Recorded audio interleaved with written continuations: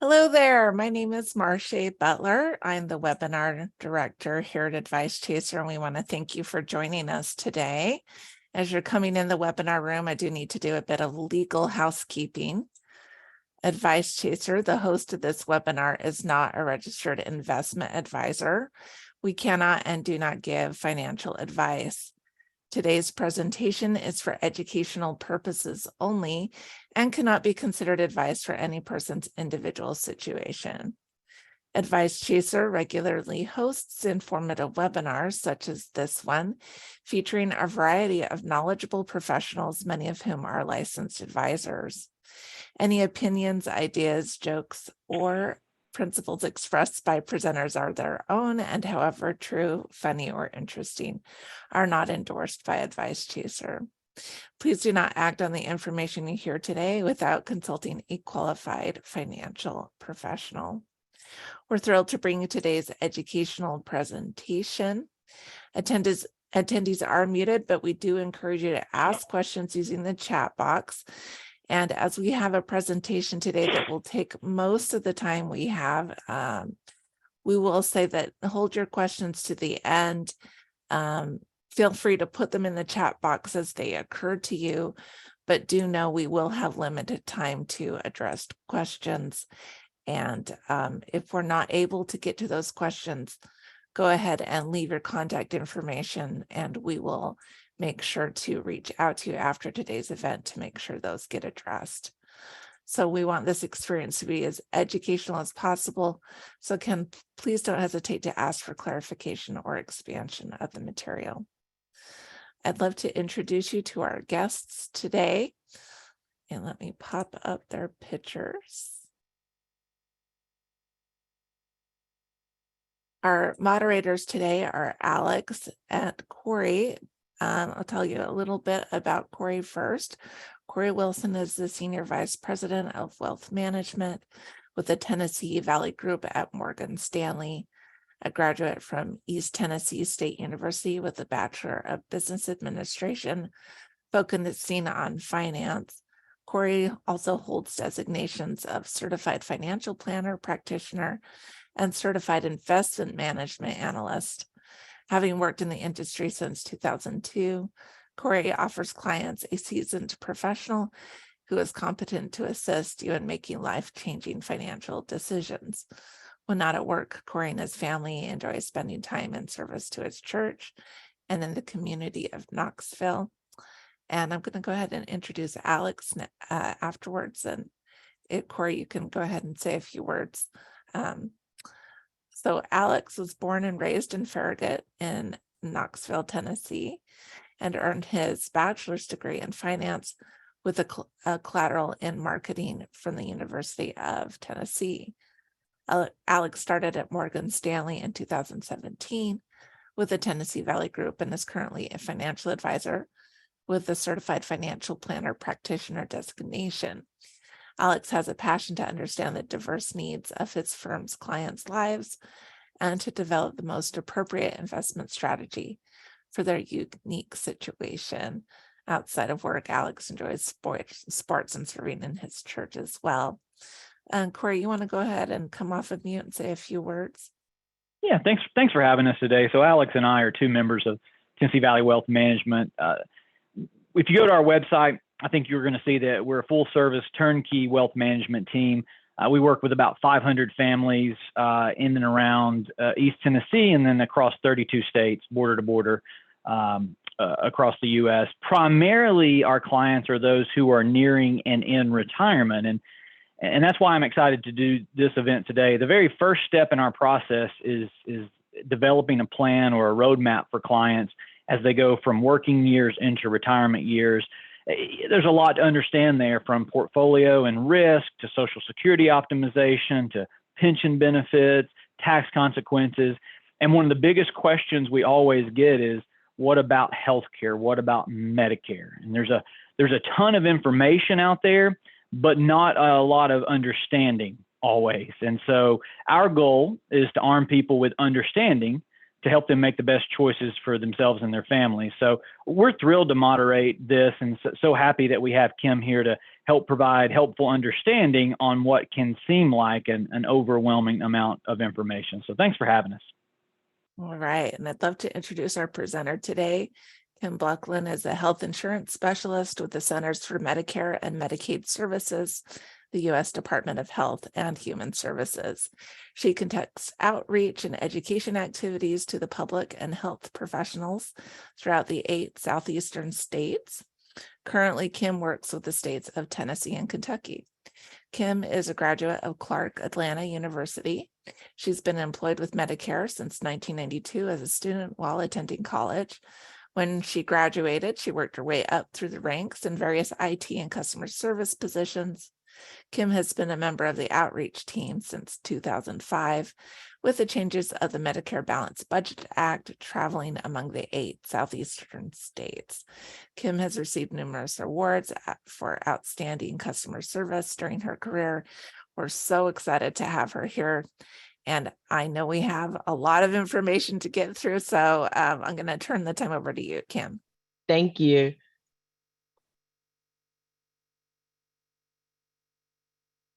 Well, good morning, everyone. Like Marchette said, this is very important information, and it's a lot of information. So I'll go ahead and get started. Basically, this presentation this afternoon is Understanding Medicare. It provides an overview of the Medicare program, what is covered, the costs, the coverage choices, enrollment, and appeals. This training was developed by our headquarters located in Baltimore, Maryland.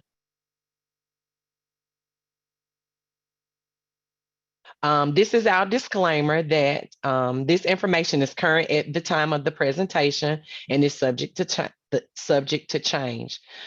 The contents of this document do not have the force and effect of law and are not meant to bind the public in any way unless specifically incorporated into a contract. This document is intended only to provide clarity to the public regarding existing requirements under the law. This communication was printed, published, and produced and disseminated at U.S. taxpayer expense.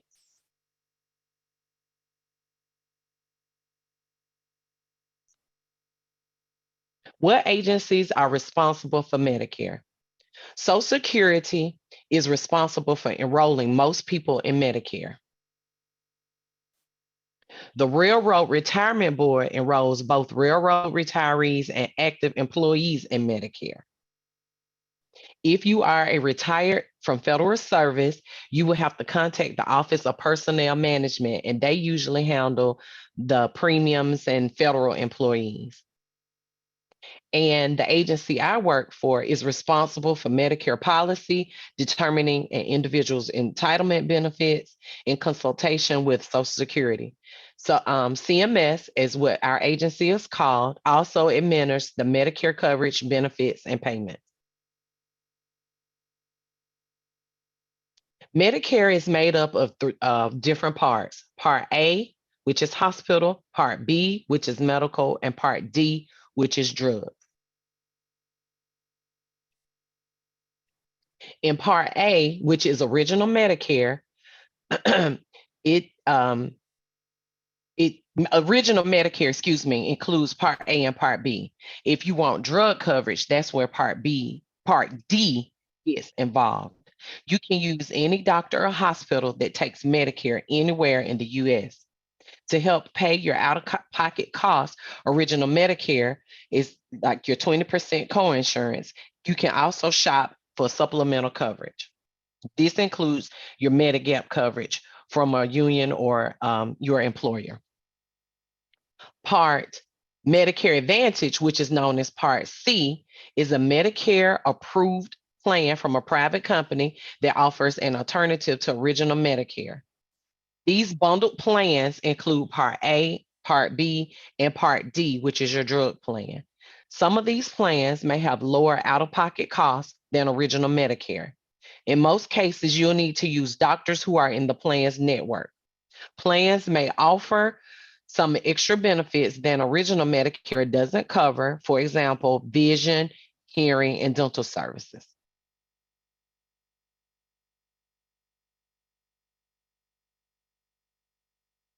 How and when you can enroll in Medicare. Medicare enrollment, it varies. It depends on if you get Social Security, disability insurance, which is known as SSDI, Social Security retirement benefits, or railroad retirement benefits.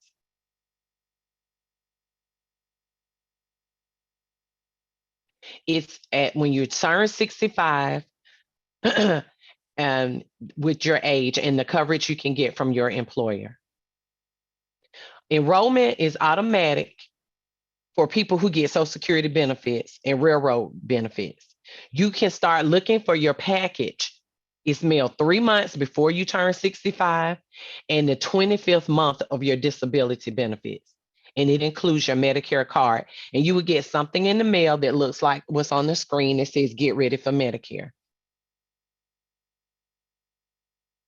Your Medicare card, okay. Your Medicare card, they changed your Medicare card because years ago it used to have your social on there, but because so much fraud was going on, it's a randomized number that comes with your Medicare card. It shows the type of Medicare coverage you have, Part A and Part B, and the date that your coverage started.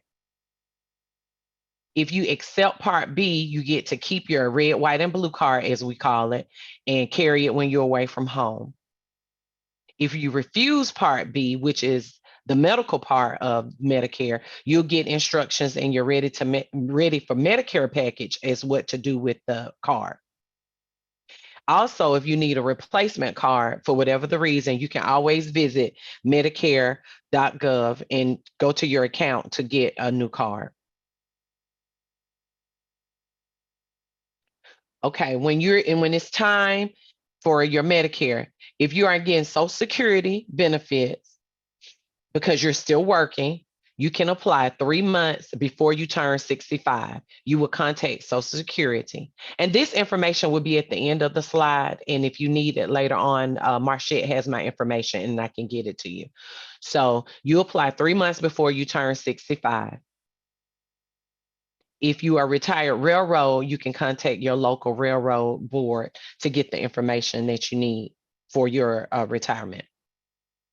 If you don't already have Medicare, they have different enrollment periods. They have an initial enrollment period, a special enrollment period in certain circumstances, and a general enrollment period. With the general enrollment period, it's your first opportunity to enroll in Medicare Part A and Part B. That's called your initial enrollment period. If you do not sign up for Part B during your initial enrollment period, you have to wait until the general enrollment period where you have a chance to sign up. And if you miss that, then there is the special enrollment period. If you already have Medicare, you can make changes to your coverage during the open enrollment period. And when enrolling in Medicare or changing how you get Medicare, these are important decisions. So really pay attention to when you're supposed to enroll and to make sure that you are enrolled correctly.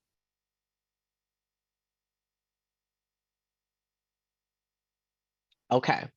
Your first sign up for Part A and Part B is during the initial enrollment period. This is the 7th month period that begins 3 months before the month you turn 65. And ends 3 months after the month you turn 65. Your coverage will be based on when you sign up. If you sign up for Part A and or Part B during the first 3 months of your initial enrollment period, your coverage will begin the first day of your birthday month. However, if your birthday is on the first day of the month, your coverage will start the first day of the previous month. If you enroll in Part A and Part B, the last 3 months of your enrollment or your initial enrollment period, your coverage starts the first day of the month after you sign up. If you're eligible for premium-free Part A, you can enroll in Part A once your initial enrollment period begins. If you have to buy Part A, you can only sign up during a valid enrollment period or special enrollment period. And if you don't enroll in Part B, you may have to pay a late penalty, and it's a lifetime penalty.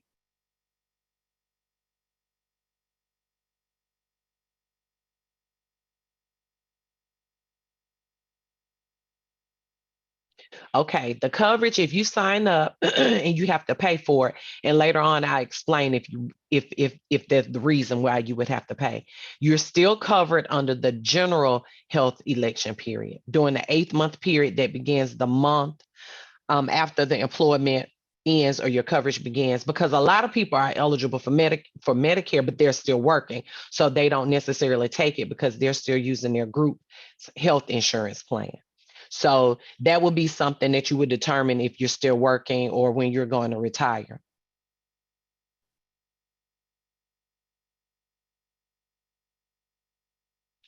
During the 3 month of your general election period, you can sign up again for Part A if you have to buy it, Part B, and then you can enroll in during the general election period. The first 2 months of Part A and Part B enrollment, you can enroll in the Medicare Advantage plan, which includes Part A, Part B, and Part D, which is the drug plan.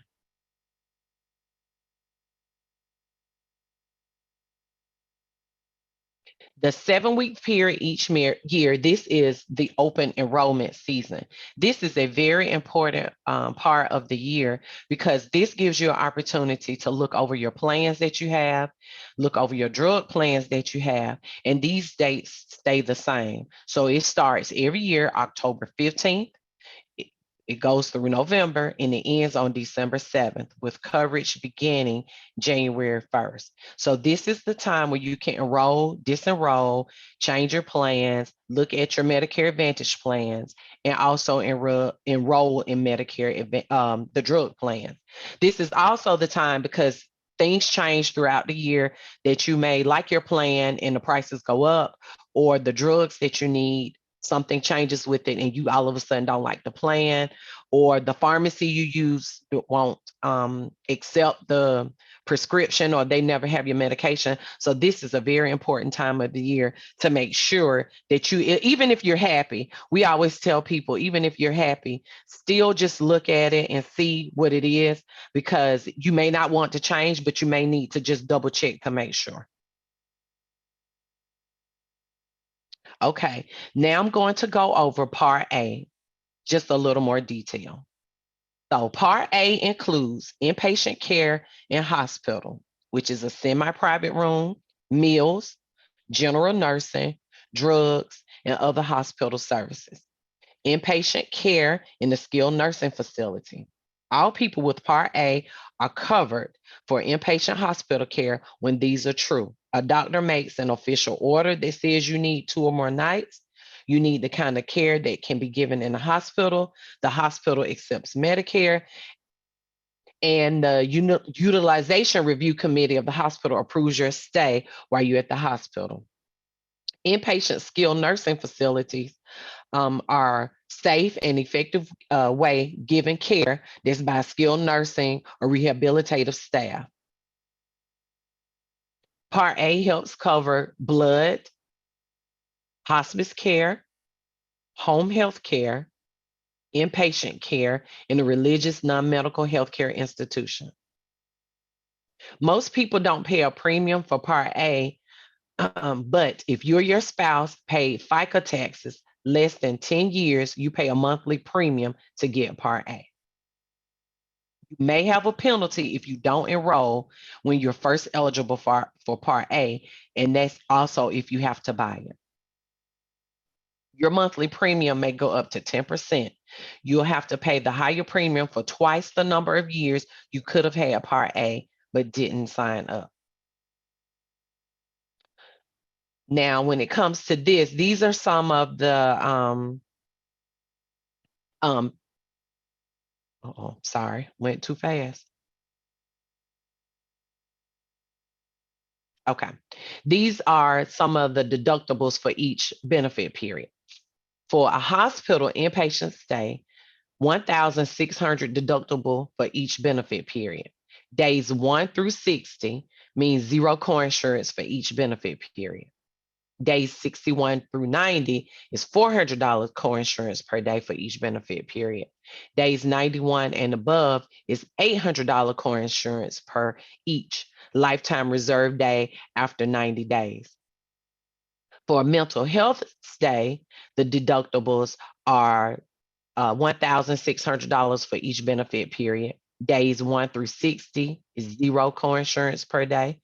Days 61 through 90, $400 coinsurance per day. Days 91 and beyond, $800 coinsurance per lifetime reserve day after day 90. 20% of the Medicare approved amount for mental health services you get from doctors and providers while you're in the hospital. There is no limit to the number of benefit periods you can have when you get mental health care in the general hospital. You can also have multiple benefit periods when you can get care in the psychiatric hospital. And there's a lifetime limit of 190 days. Okay, for a skilled nursing facility, days 1 through 20, $0 for each benefit period. Days 21 through 100, $200 coinsurance per day for each benefit period. Home health care, $0 for home health care services and 20% of the Medicare approved amount for durable medical equipment. Hospice care, $0 for hospice care. You may need to pay a copayment of no more than $5 for each drug and similar products for pain relief, symptom control while you're at home. In rare cases, your drug isn't covered by the hospice benefit. Your hospice provider should contact Medicare drug plan to see if it's covered. You may need to pay 5% of the Medicare approved amount for inpatient respite care. In blood, for example, if the hospital gets the blood from the blood bank, there's no charge. If the hospital has to buy blood, you might either have to pay the hospital cost for 3 units of blood you get in the calendar year or donate or have someone donate it.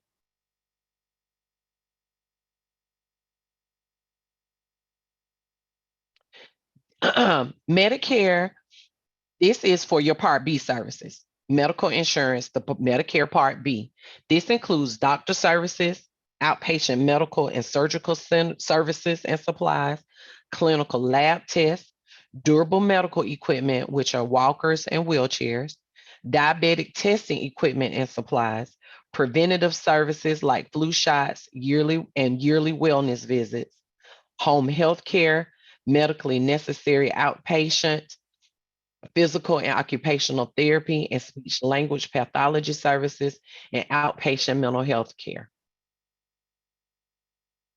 The standard premium, this is basically what people pay in 2023.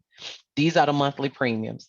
The standard premium is $164.90. It will be deducted automatically from your Social Security benefits when your coverage starts. If your Social Security benefits aren't enough to cover the whole Part B premium, or you stop getting Social Security benefits, you'll get a bill for your Part B premium every 3 months. The monthly Part B standard premium, again, is $164.90 in 2023.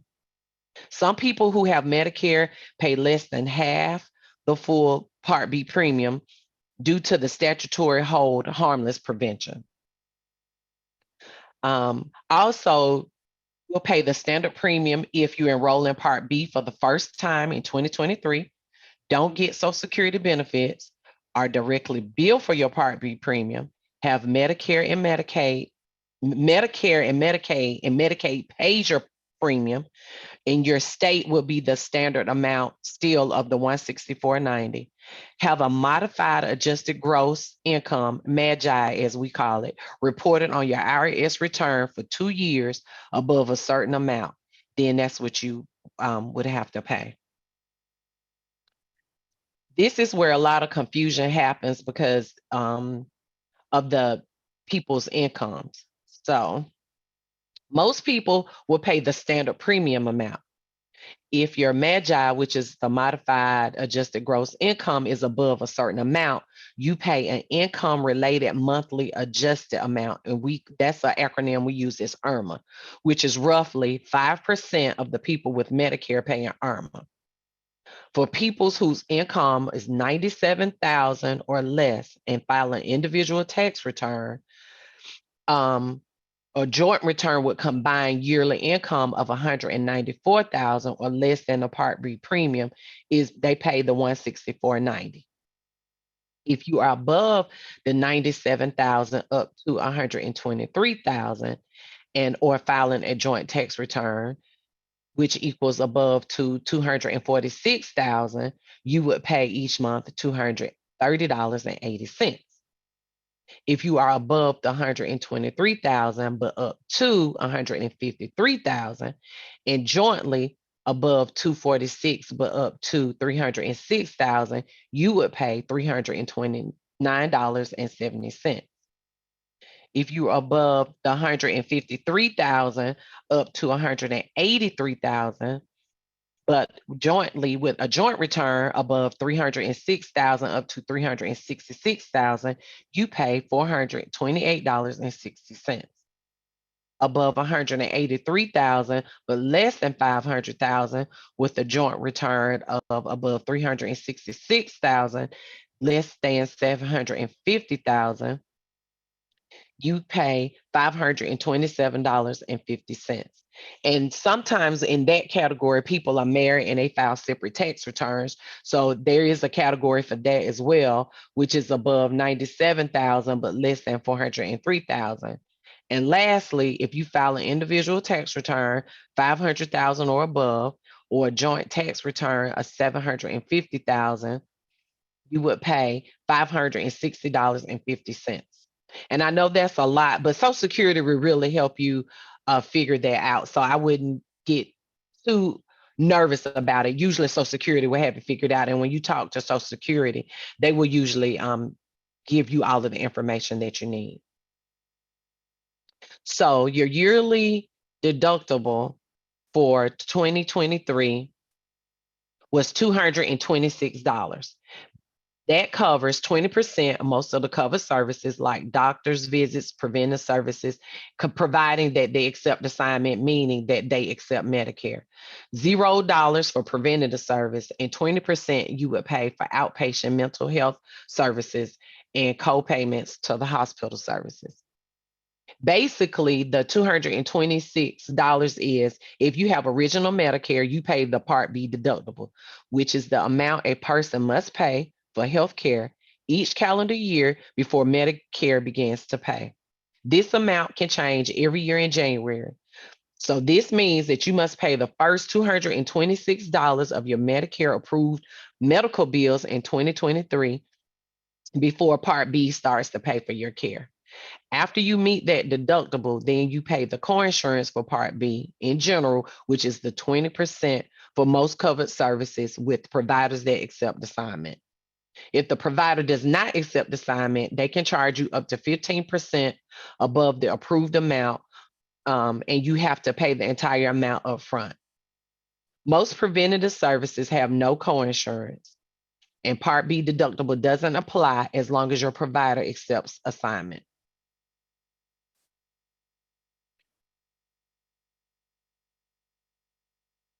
So Medicare Advantage plans, which we call Part C. So we talked about Part A, we talked about Part B. Now this is Part C. A lot of people choose to get Medicare Advantage plans. That is another way to get your Medicare Part A, which is hospital, Part B, medical, and Part C is offered by a private company that must follow the rules set by Medicare. If you join a Medicare Advantage plan, you still have Medicare, but you'll get your Part A, Part B, and Part C coverage. And it's not, they don't call that original Medicare. Most Advantage plans include Part D, which is a drug plan. If you choose a Medicare Advantage plan, your plan may give you a card to use for health services and supplies. Your Medicare Advantage plan ID card is your main card for Medicare. However, you may be asked to show your Medicare card, so you should carry that card with you as well. And because of fraud purposes, only give your Medicare number to doctors, pharmacists, and other healthcare providers, your insurers, or people that work with Medicare on your behalf. And a lot of times the Medicare Advantage plan can lower your out-of-pocket costs than having original Medicare.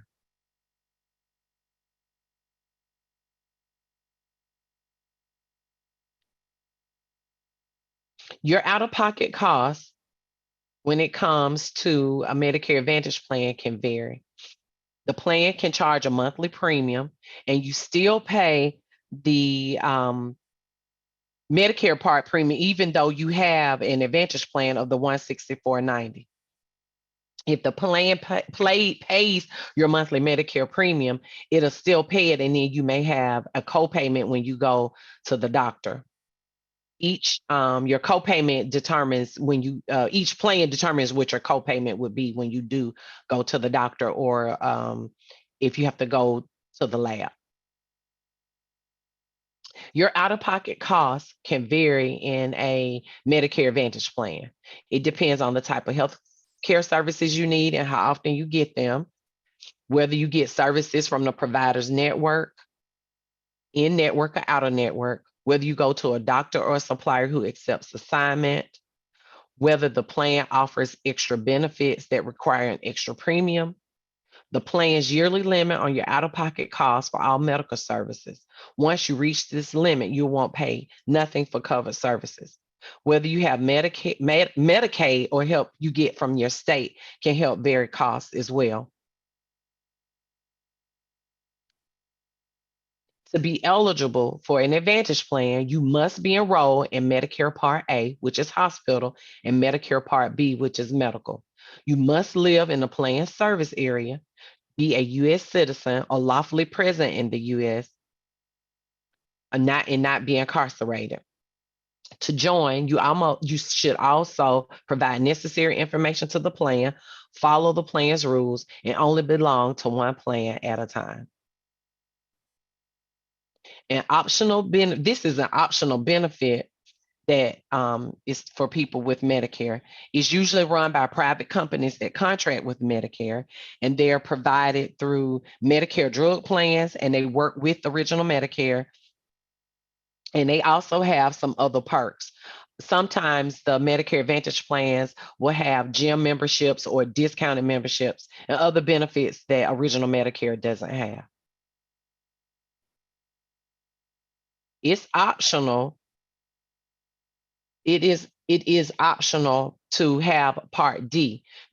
Part D, again, is the drug plans for your prescription drugs. You can choose a plan and join. And if you join late, you will have a lifetime penalty. And most people don't want the lifetime penalty. So the very important is to sign up for everything on time. Most Part D plans have formularies or a list of drugs that include a range of drugs in each category. Your out-of-pocket costs may be less if you use a preferred pharmacy. If you have limited income, you can get extra help.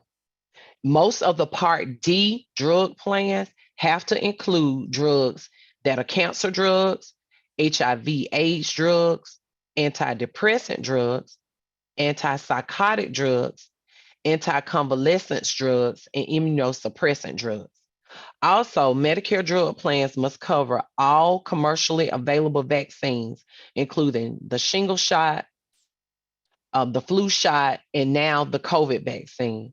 And your healthcare provider will contact Medicare drug plans for more information. But most of the drug plans cover all of those things that your doctor would say that you need yearly. Most people will pay a monthly premium, and it varies by plan. A yearly deductible, co-payments and co-insurance, and the out-of-pocket cost. A percentage of the cost while in the coverage gap begins at $4,660 of out-of-pocket spending in 2023. Very little after $7,400 out of pocket in 2023. That is considered catastrophic coverage. This is the same chart that I read earlier, but this is dealing with if you just have Original Medicare and you get a Part D plan. So again, if your filing status and your yearly income, because it was 2023, they go back to your taxes in 2021. So if you filed your individual return, again, 97,000 or less, and your plan, these are what your plan premiums would be. I don't really necessarily want to have to read all these numbers again, but if you need them, I'll be sure to make sure that you get a copy of them. Again, all plans for Part D have formularies with the list of drugs that should be covered. You can use your pharmacy, which is what's in your neighborhood or whatever pharmacy you like. You can choose a plan to join. If you join later than when you're supposed to, this will have a lifetime penalty as well. And costs can vary by plan. They also have extra help programs to help pay for Part D costs if you have limited income or resources.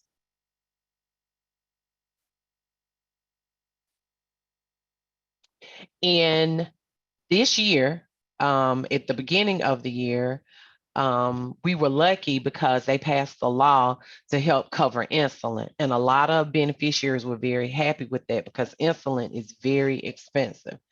So it's called the new appropriate cost sharing for insulin products under Medicare Part D. It requires you to have Part D sponsors to eliminate the deductible with respect to insulin products. Limits beneficiary cost sharing for covered Part D insulin products to no more than $35 a month for a supply.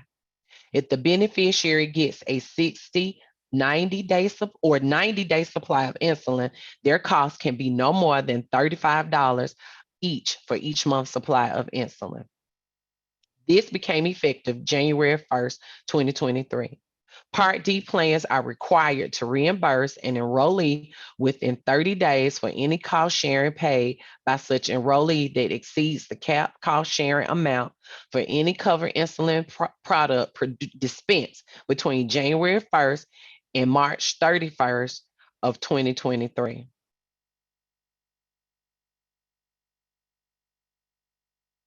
If your doctor has certified that you must get insulin delivered through a pump, Medicare Part B pays for the insulin and the pump as DME, which is a very good thing.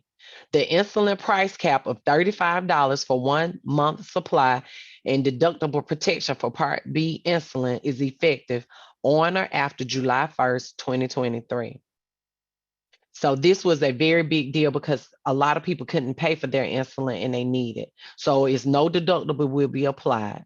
If you use a disposable pump, the insulin pump that is covered under Medicare Part D and is part of the benefit starting January 1st, 2023. This is a very important screen because it's all of your helpful resources. 1-800-Medicare is a very important number to have if you ever have any questions, concerns, any problems with anything. And we always tell the beneficiaries when you call the 1-800-Medicare number, which is 1-800-633-4227 and press 0. If you do not press 0, you can be on hold a very long time. So that's like a little trick we tell people. When you call, press 0. For the people that are savvy with the internet, you also have Medicare.gov, CMS.gov, and you can also look at your Medicare and You handbook online, and they will mail you out a handbook. And if you ever need a handbook, you can call 1-800-Medicare and get that as well. Also, each state has a state health insurance assistance program, and in Tennessee, it's called the Tennessee SHIP. That is a very important program to use as well because they are unbiased. They won't try to sell you anything, and they are very helpful. They will come to your home. They will meet you at the library. They will meet you at the park, or you can go to their office. It's a very helpful program. I work with them a lot when I come and visit Tennessee because they're so helpful. They know the community and they have so many helpful resources that people can use. Sometimes people are looking for food banks or people are looking for other benefits, or they may want a nurse to come in and they can't maneuver which way to go. So this is an important number to have as well. And their number is 877-801 0044. And they also have a website that has a FAQ section where they have a lot of frequently asked questions, and it's broken up into areas. So if you're in East Tennessee, Middle Tennessee, West Tennessee, wherever you're located, they will have someone that can help you. And their website is TennesseeMedicareHelp.com. And I finished a lot faster than I thought. So thank you for attending today's session. I appreciate your time, and we're trying to improve. And we have an evaluation. So if you don't mind doing the evaluation, I will appreciate it. But if you don't have time, I understand that as well. And this is my information. If after this call you have questions, or later on you have questions, or if you're turning 65 later in the year and you didn't think of it, please write down my email and phone number and give me a call. If not, if you can't get me, reach out to Marchette. She knows how to reach me, and I'll be sure to get your question answered. Thank you, Marchette. Thank you. Okay, Kim, that's great that you finished a little earlier than we planned, because we've got a bunch of questions. So I think Alex and Corey, the last time we did this, we had the two of you kind of go back and forth. And so why don't we go ahead and do that and get started on some of those questions? Yeah. A lot of good questions. Thanks for going through that, Kim. Great job. So I'll be as quick as possible, and so we can get through as many as we can. First one is, what exactly is a lifetime reserve day? A lifetime reserve, like a penalty? Day. No, just a day. And you said you have so many lifetime reserve days after day 91 or 120. I forgot. We were going through part A or B. That kind of came up. Oh, okay. Well, I know that, that's really talking about like your lifetime penalty, meaning that, say for example, with the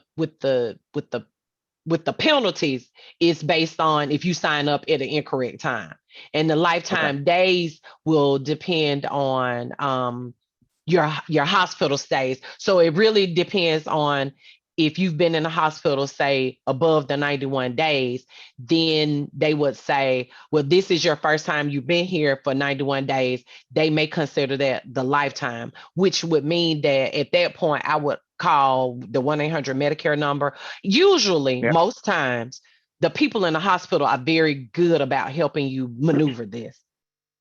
So it would really depend on, calling to find out, had you been considered, a lifetime? Yeah, I think I know the next one, but I want to confirm it with you. Once you start Medicare, your monthly payments will be based on the last 2 years of your annual salary. I think that's correct, right? Yes, that's correct. Cool. All right. The next one is, if you are 64 and will continue to work after the age of 65, is there no need to enroll in Medicare? So I only apply when I'm retired from employment? What the best thing to do is call and enroll in Part A.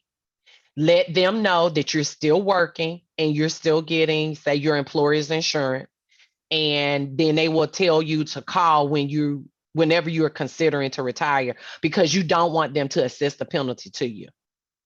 Got it. Another kind of similar question. It seems one of the participants is turning 65 in November this year. He plans to work until full retirement age of 67, or even possibly beyond. If he signs up during his initial enrollment period, will there be a coordination of benefits with his current employer plan? Yes, they will, because basically what they'll tell him is he can keep his employer plan, and when he gets ready for Medicare, they'll just switch him from his employer plan to Medicare. Okay, great. I figured they would from some of our clients we worked with, so that's great. Does Medicare have an out-of-pocket max every year, kind of like private insurance? Well, really Congress and everyone, they determine it. And when usually the beneficiaries complain, because a couple of years back before COVID, they were raising the rates every year and people were complaining. So now they've tried to keep them the same. So that's kind of hard to say, because we don't know it depends on who's the president. It depends on so many other things. Of course. Yeah. Politics are going to be messy, like they always are. Next one is an example of a participant. My employer provides medical insurance, so I did not sign up for Part B or D plans. Will I have to pay penalties when I finally for the Part B and D plans? As long as you're still working, no, because you're still getting your employer's insurance. Great. What would happen when maybe they finally retire? When would they happen then? retire, that's when they will call Social Security and say, hey, I'm retiring on this date, and then Social Security will enroll them in Part B at that point and say, okay, now you will no longer have your employer's insurance on this date. So I need to have, I need to enroll in Part B and D. Got it. Okay, great. Looks like the last few questions here. The last one, or second to last, is I enrolled in Part A at 65, but was told as long as I am covered by my employer, I did not have to sign up for Parts B and D or Part C until I quit working. Correct. And told that the penalty, quote unquote, for late sign up would not apply. Is that still true? That is true. Okay, great. Last one is, how does Medicare work with TRICARE for life? Ooh, TRICARE, we like to call it like the Cadillac services, because they have the best, right? It's like the best of the best of the best. Basically, you will reach out to the TRICARE office, and just because they work side by side, so it's almost like the same. It's just that you code through a different location and office than everyday other people. So they will work side by side, and you still get all of the benefits and everything that you're entitled to. Great. Cool. That's the last question. Thanks again, Kim. All right. Thank you. Alex, do have a couple of kind of financial advising questions that have come in, and I would love to ask you just kind of from your perspective. So when you work with people that are entering the transition to go on Medicare, how are you coordinating, how you're coordinating that with kind of planning from a planning perspective? Yeah, and like Corey said earlier, and that's the kind of the beginning of, we kind of have a data-driven investment process. The first one at the very top is the plan. And the plan kind of covers Medicare costs and healthcare costs and the rising cost of healthcare. So we're going to inflate healthcare at a much higher rate than normal inflation, because we don't want to be caught off guard in our late 80s, because it grows a lot faster. So that's kind of how we implement everything. I think from there, it leads, when it comes to investments, leads to the optimized allocation for some people. I think some people sometimes are too risky or too conservative for their goals. And that's kind of the plan helps out. It kind of all wraps together. Healthcare costs turns into, signing up for Medicare. Well, the plan can help answer what to get. And then also one more question. So does it make sense to look at your income, the couple years before you're applying to Medicare to keep that premium down? Yes, absolutely. And this happens all the time for people. They get really shocked. Like, I've been retired for a year or two, and I'm still paying very high rates for Medicare. Really a big pitfall we see a lot of clients do, they'll do a Roth IRA conversion. So they'll take money and do a lump sum before a tax bracket, right? So let's say they were making $150,000, or they had $150,000 of income that year. They just retired. They could do, every year, some clients will go to their CPAs and say, hey, I want to put as much as I can to convert to a Roth. They'll do that and increase their income, but that'll actually hurt them on the back end for the next 2 years when it comes to Medicare. So a lot of people don't see that, and it's kind of a blindside extra cost that kind of comes in later. All right, we got one other question in here. If a Medicare Advantage plan, and this is probably for Kim, if a Medicare Advantage plan refuses to let you stay in the hospital against your doctor's advice, can you opt out of the plan and go back on Medicare A and B? Yes, during the open enrollment period, that period I talked about from October to December, that's when you can switch out of the plan. Okay. All right, folks. Well, if you have more questions, I'm going to put Kim's contact information back here on the screen. Typically, we don't have a guest from the government agency that we're talking about, so we're really glad that Kim's been our guest. We want to thank Alex and Corey for being our moderators, and we want to thank you for attending. we had several questions about, is this going to be recorded? Yes, this has been recorded, and we will send a link out to your email in about a day, and you're welcome to rewatch that email or rewatch that recording, send that to friends and family, anyone who needs this education. Well, on behalf of Advice Chaser, we want to thank everyone for coming. Here at Advice Chaser, we're all about helping you find a financial advisor who's a great fit for your life and your financial questions. Our matching service is free to you, and every one of our advisor partners has committed to offer a free initial consultation to anyone we introduce them to. Find out more by going to advicechaser.com and clicking on the link to find an advisor. Once again, from Advice Chaser, thank you so much for coming, and we will see you at another webinar soon. Goodbye, everyone.